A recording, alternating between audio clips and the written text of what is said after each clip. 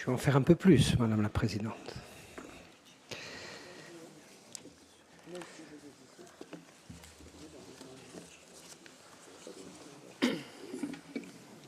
Bien, on fait prolongement à des débats qui ont très largement dépassé le cadre sociétal et, comme tous les sujets sociétaux, investissent cette Assemblée, puisqu'au fil du temps, ce que je disais à mes collègues les plus jeunes, on a vu tous les grands sujets de sociétaux, tous les grands tourments de notre société traités, non plus depuis le palais Lantivie, mais désormais tout se coagule dans l'esprit de nos concitoyens, tout se cristallise dans l'imaginaire Cour-Grandval, où l'on pense, où l'on finit par penser que nous sommes dépositaires, et on le vit à notre corps défendant, parce qu'on nourrit un certain orgueil ce faisant, que toutes les solutions aux maux de notre société se trouvent en grande partie dans cet hémicycle. Donc je voudrais commencer par un exercice de relativité. D'où cas parle-t-on, indépendamment de la sémantique, des mots choisis qui correspondent à l'ambition des uns, qui déplaisent à la définition que peuvent donner les autres, on parle de mafia. Alors, pratique mafieuse, mafia, verrons bien pour trouver la sémantique adaptée. Quand on parle de mafia à travers le monde, quand on parle des Yakuza au Japon, quand on parle de la Bratva en Russie, quand on parle de la N'Granta en Calabre, quand on parle évidemment de ce qui se passe à Naples avec la Camorra, on parle de deux choses, et c'est comme ça que nous sommes entendus sur les termes, à un moment donné, lorsque les uns les autres avons eu à débattre des termes dont nous parlons. On parle de pratiques qui ont en commun un certain nombre de critères.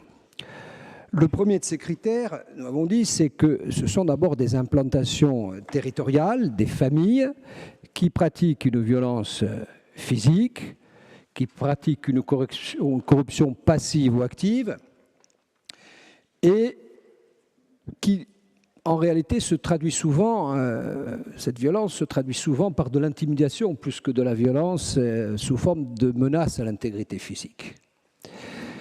Et puis, lorsqu'on a essayé de définir quelles étaient les pratiques de la mafia, on a essayé de définir quels sont les domaines que couvrent ces pratiques mafieuses. Je voudrais les citer pour mémoire, ce qui va nous permettre de relativiser l'exercice dans lequel on se trouve. Les domaines, c'est évidemment la drogue.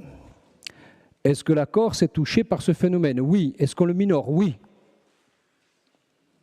Premier domaine. Deuxième domaine, le trafic d'armes. Est-ce que la Corse est touchée massivement par le trafic d'armes? A priori, non.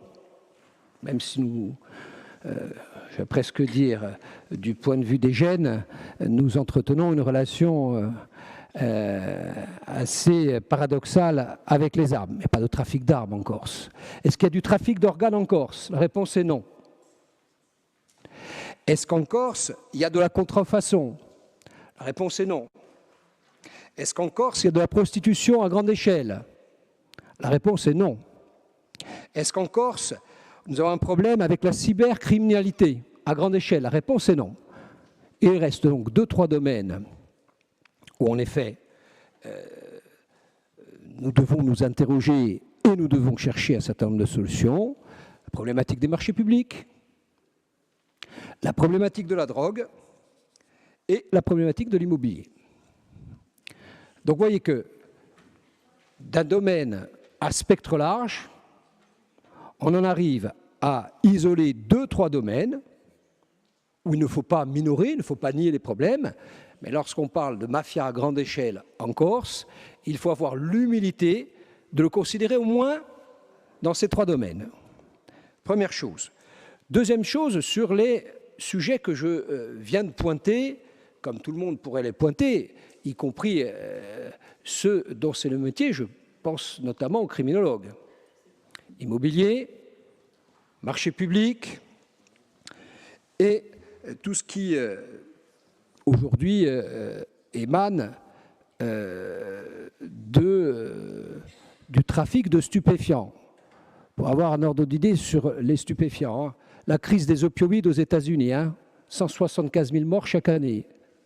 C'est plus de morts qu'il n'y a de morts, qu'il y a eu de morts aux États-Unis avec la guerre du Vietnam, les conflits en Afghanistan, en Irak et autres. Donc, c'est des sujets à grande échelle qui drainent des moyens considérables. Cette digression pour dire quoi? Lorsqu'on parle, pour la seule lutte des États-Unis sur la crise des opioïdes, on parle de 30 milliards d'euros. Donc on parle de logique d'État. Et j'en viens à mon propos, au fil directeur de mon propos, tous ces sujets tels qu'ils sont pointés et qui constituent des dérives identifiées qu'il n'est pas question de nier. Elles relèvent, pour tout ou partie, mais plutôt pour tout que pour partie, des fonctions régaliennes, tant du point de vue institutionnel que du point de vue des moyens. La lutte contre la drogue, la lutte contre les pratiques immobilières douteuses et la lutte sur les difficultés que pose l'attribution des marchés publics, j'allais presque dire, c'est tout l'État, et presque rien que l'État, qui doit nous apporter des solutions, ne serait-ce que sur le regard des moyens. Il n'en reste pas moins. Il n'en reste pas moins que, collectivement, pour les raisons que j'évoquais en préambule, nous sommes emparés de ce sujet. Est-ce qu'il faut rester muet, silencieux, observateur, passif et considérer qu'au motif que nous ne sommes pas dépositaires des compétences que certains demandent d'ailleurs, avec beaucoup de frilosité dans le processus d'autonomie, on a bien compris que tout ce qui concerne la justice, le régalien, la police, pour le moment, pour des raisons de neutralité évidente et de puissance d'action, et parce que la proximité n'y est pas, quel que soit le sort qui sera réservé au processus d'autonomie, ces fonctions-là vont rester à l'État. Donc, première interrogation, puisqu'on s'interroge sur la composition de nos groupes de travaux, l'absence de l'État. Alors, sauf à considérer que c'est une bulle de réflexion qu'on est en train d'organiser, qui restera au mieux comme un exercice intellectuel de grande qualité, au pire finira dans les corbeilles de l'histoire. Ce n'est pas le rôle qu'on veut assigner à cette commission. Mais si on veut arriver à donner un rôle consistant, opérationnel à cette commission, de grâce, ayons l'humilité d'en fixer le périmètre. Donc je pense que le périmètre, je commence par la fin, fixé par le rapport du président de l'exécutif, c'est le bon. C'est un rôle de réflexion, d'aide à la décision et d'accompagnement de propositions. Jusque-là, tout va bien. Sauf, et j'insiste beaucoup, compte tenu du long préambule que je viens de poser, que la place de l'État me semble indispensable dans la composition du groupe de travail. Sans quoi on réfléchit entre personnes qui n'ont aucun levier opérationnel. Première chose. Deuxième chose, la composition proprement dite. En gros, deux groupes, les élus et la société civile. Et entre les deux, des gens dont on ne peut pas douter de la neutralité et de la capacité à faire avancer de façon impartiale le sujet. Je pense à un déontologue ou à l'inspecteur général des services, etc. Le président opte pour une représentation de la société civile d'une voix supérieure à celle des élus. Alors, autant poser les choses clairement, sans embâge, sans ambiguïté. On pourrait passer au motif que précisément c'est un organe consultatif et un organe de réflexion dont on parle. qui n'a pas vocation à être décisionnelle, sauf que j'entends parler de task force décisionnelle. Soyons clairs. Soyons clairs. C'est un organisme, une entité où on va réfléchir ensemble. Moi, je le dis très clairement, les élus représentants du suffrage universel ne peuvent pas avoir une voix de moins que des associations. Pourquoi ? D'abord, ça laisse prospérer l'idée que les associations, sans jugement de valeur sur les uns ou sur les autres, nous, clairement, on ne va pas jouer l'arbitre des élégances au sein des associations, qui veut de l'un, qui veut de l'autre, qui fait des casus belli, les antagonismes historiques qui remontent à la surface. Nous, on ne rentre pas là-dedans, hein. Moi, je suis simplement, au nom du groupe, en train d'expliquer que les élus, de tous bords évidemment, hein, sont l'objet d'une suspicion croissante dans l'opinion publique, sont l'objet avec les ravages produits par les réseaux sociaux. Je vous donne un chiffre quand même qui doit nous éclairer là-dessus, hein. 1% des contributeurs sur les réseaux sociaux touchent 33% des lecteurs. 1% des contributeurs sur les réseaux sociaux touchent 33% des lecteurs. C'est un peu comme quand, si vous alliez voter, que vous aviez une voix qui compte 1000.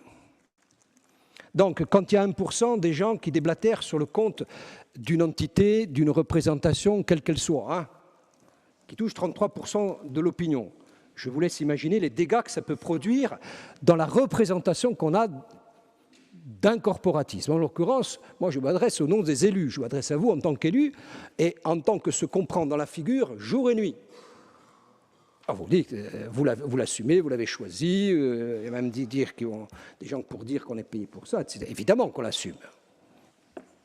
Mais le message renvoyé symboliquement à l'opinion en disant il faudrait que les associations, que la société civile, entre guillemets, moi j'ai toujours du mal avec cette formule, hein, autant la description de la société civile et des associations que je reconnais, dont je reconnais le mérite et la vertu en tant que lanceur d'alerte et en tant que force de proposition. Je n'ai aucun problème avec cela, évidemment.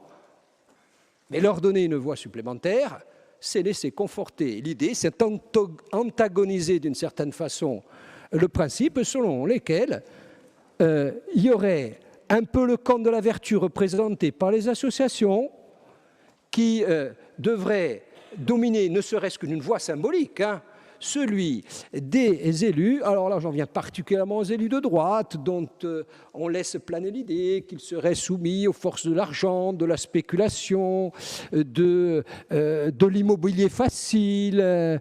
Bon, je veux dire, je crois qu'il faut en finir avec ces représentations dichotomiques et ces représentations caricaturales qui font du mal. Pas aux élus qui sont visés, à la démocratie tout court. Donc la démocratie, elle doit s'exercer sur ce sujet comme sur tant d'autres, et c'est l'objet dans l'amendement que nous allons déposer, pour tendre vers une parité. Il faut que nous réfléchissions sur ce sujet grave, à parité les uns les autres. Il n'y aurait pas le camp de la vertu qui serait du côté des associations et le camp du mal qui serait du côté des élus. Ça ne peut pas fonctionner comme message que l'on renvoie. Ça ne peut pas fonctionner. Et de la même façon, il n'y aurait pas parmi les associations certains qui seraient érigés en chevaliers blancs et de l'autre d'autres qui seraient taxés de tous les péchés d'Israël. Ça ne peut pas fonctionner. Je crois que dans ce sujet qui est grave, ce qu'attend l'opinion, c'est qu'à parité, à égalité de traitement, à égalité d'écoute, à égalité de communication, ensemble, nous puissions traiter ce sujet et sortir de cette façon d'installer ou de laisser encore une fois prospérer un champ caricatural qui n'est bon pour personne.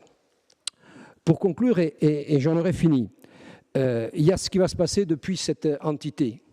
Il y a ce qui va se passer à l'extérieur sur la base des décisions ou des réflexions qu'on pourra nourrir. Moi, je fais partie de ceux qui croient que la violence n'est pas innée. Je ne crois pas, comme d'autres, à les dimensions génétiques des phénomènes de violence. On ne naît pas violent. Et la violence, elle s'endigue depuis, me semble-t-il, ce qu'il y a, et on en a encore parlé hier, de plus noble dans les décisions qu'on prend, depuis l'éducation. Je crois beaucoup que nous devons agir en direction des plus jeunes. Je crois que nous devons essayer, comme l'a fait un temps de façon prémonitoire, en tout cas de façon anticipatrice Dominique Bouquigne, en allant dans les collèges, en allant dans les lycées, en allant dans les clubs et dans les associations de jeunes qui veulent se regrouper et qui sont des esprits captifs. Et je reviens à ce que je disais tout à l'heure, dans les 33% de communication en direction des jeunes. Vous savez, les communications qui percutent le plus, ce sont les communications les plus antagonisées. Vous savez que la bande passante, aujourd'hui, Internet, par quoi elle est trustée? En un, par la pornographie, et en deux, par des bastons, de la violence, des meurtres, des choses qui sont censurées sur le domaine public de l'information. Donc on a là-dessus un travail de fond colossal à faire en direction des jeunes. Mais si on part d'ici en essayant, me semble-t-il, de définir le camp du bien et du camp du mal, et en essayant de dire, bon, on se range très modestement dans le camp du bien, en ayant toujours à l'idée que individuellement et collectivement, on est tous porteurs d'une part d'ombre et d'une part de lumière.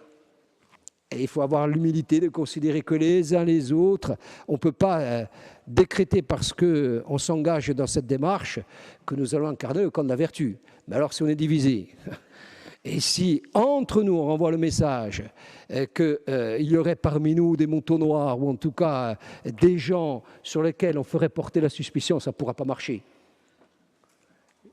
Et je pense que lorsque nous allons nous rendre à l'extérieur, en direction des publics qu'il s'agit de convaincre, que la violence ne peut pas être pour l'avenir de ce territoire, pour l'appeler nation, pour l'appeler pays, l'avenir de la Corse, il ne peut pas passer par l'idée selon laquelle la violence est un mode de régulation des conflits. Les conflits, c'est la vie. La divergence, c'est la vie. La différence, c'est la vie. La diversité, c'est la vie. La vraie question, c'est comment on se met d'accord pour ne pas l'être. C'est ça le message qu'il faut faire envoyer. Donc, essayons de nous mettre d'accord pour ne pas l'être aujourd'hui et essayons de renvoyer les bons messages. C'est sur ces bases, me semble-t-il, de neutralité, d'impartialité et de raison que je nous invite à travailler d'abord sur la base de ces débats et ensuite en commission.